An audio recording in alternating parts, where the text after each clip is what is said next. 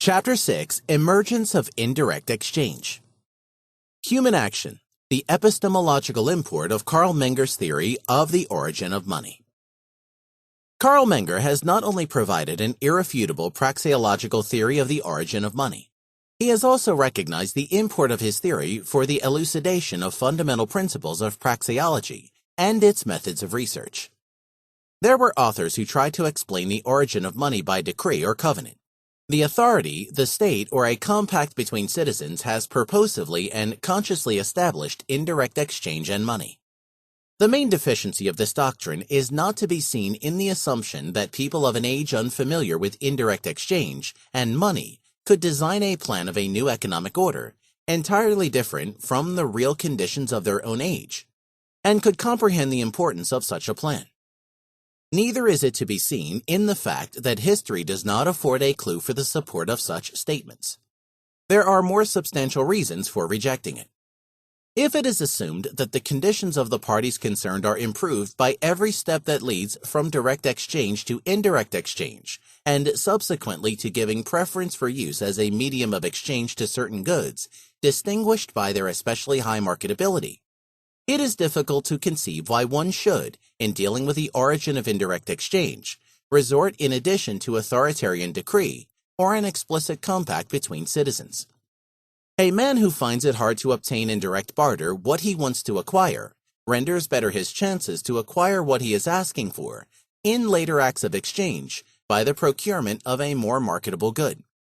Under these circumstances, there was no need of government interference or of a compact between the citizens.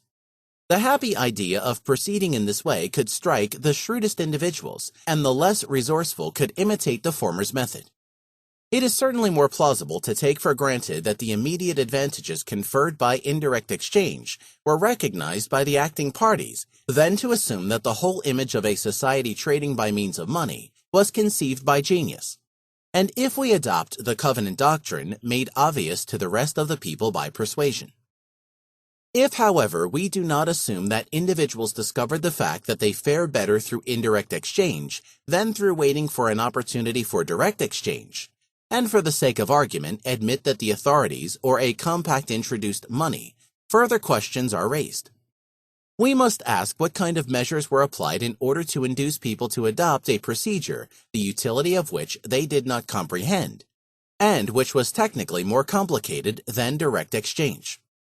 We may assume that compulsion was practiced, but then we must ask further at what time and by what occurrences indirect exchange and the use of money later ceased to be procedures troublesome, or at least indifferent to the individuals concerned, and became advantageous to them.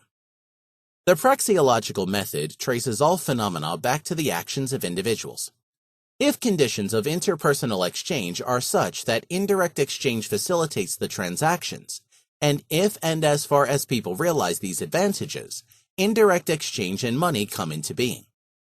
Historical experience shows that these conditions were and are present. How, in the absence of these conditions, people could have adopted indirect exchange and money and clung to these models of exchanging is inconceivable. The historical question concerning the origin of indirect exchange and money is after all of no concern to praxeology. The only relevant thing is that indirect exchange and money exist because the conditions for their existence were and are present. If this is so, praxeology does not need to resort to the hypothesis that authoritarian decree or a covenant invented these modes of exchanging. The ataists may, if they like, continue to ascribe the invention of money to the state, however unlikely this may be. What matters is that a man acquires a good not in order to consume it or to use it in production, but in order to give it away in a further act of exchange.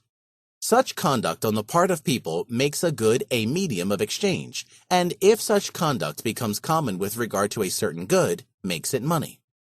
All theorems of the catalactic theory of media of exchange and of money refer to the services which a good renders in its capacity as a medium of exchange.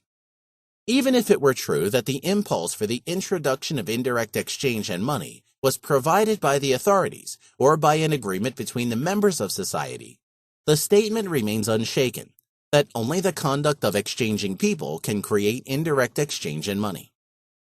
History may tell us where and when for the first time media of exchange came into use, and how, subsequently, the range of goods employed for this purpose was more and more restricted.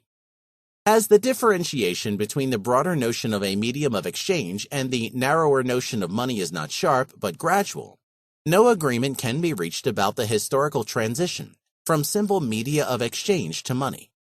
This is a matter of historical understanding. But as has been mentioned, the distinction between direct exchange and indirect exchange is sharp, and everything that catalactics establishes with regard to media of exchange refers categorically to all goods which are demanded and acquired as such media. As far as the statement that indirect exchange and money were established by decree or by covenant is meant to be an account of historical events, it is the task of historians to expose its falsity. As far as it is advanced merely as a historical statement, it can in no way affect the catalactic theory of money and its explanation of the evolution of indirect exchange. But if it is designed as a statement about human action and social events, it is useless because it states nothing about action. It is not a statement about human action to declare that one day rulers of citizens assembled in convention were suddenly struck by the inspiration that it would be a good idea to exchange indirectly and through the intermediary of a commonly used medium of exchange. It is merely pushing back the problem involved. It is necessary to comprehend that one does not contribute anything to the scientific conception of human action and social phenomena if one declares that the state or a charismatic leader or an inspiration which descended upon all the people have created them. Neither do such statements refute the teachings of a theory showing how such phenomena can be acknowledged as the unintentional outcome, the resultant not deliberately designed and aimed at by specifically individual endeavors of the members of society.